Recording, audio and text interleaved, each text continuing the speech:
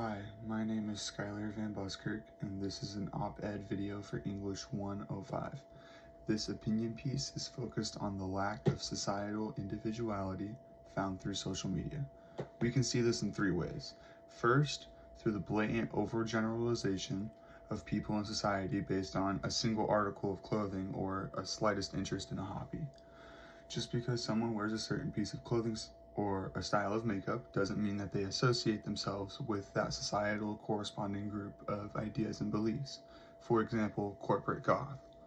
Goth is commonly seen as an immature phase rather than an actual aesthetic. Not everyone who chooses to dress goth gets their entire wardrobe from Hot Topic.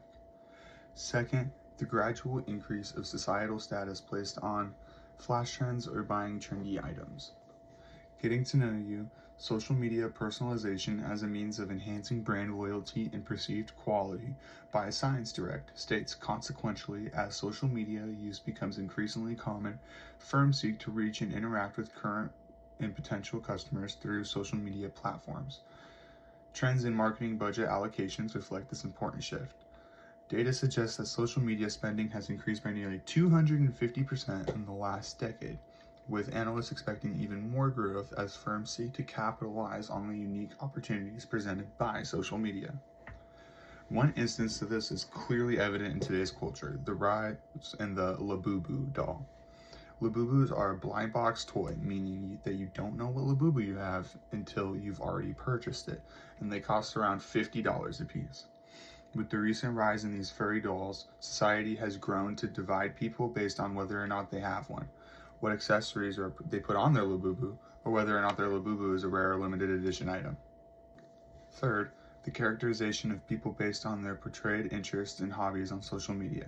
Just because someone wants to play Dungeons or Dragons per se, doesn't mean that they're a basement-dwelling outcast. In the same fashion, someone who plays football isn't a stereotype low IQ high school jock. This trend is detrimental to society for many reasons. The constant overgeneralization and categorization of people over time refocuses our minds to divide and disassociate ourselves from each other, while dehumanizing those that society tells us are different than us, rather than finding our similarities or common interests. This can lead to people having a more destructive perspective on life, ruining friendships with people based on the status that society deems that they're in. Social media tells a story of someone's life for others to see through the highlights of life. We can't compare our lowlights to someone else's highlights. As a society, we should all reflect on ourselves, our choices, and get out into the world, meet new people, find new things you have in common, experience life for what it is, because viewing the world through a phone screen will never be the same as through your own eyes.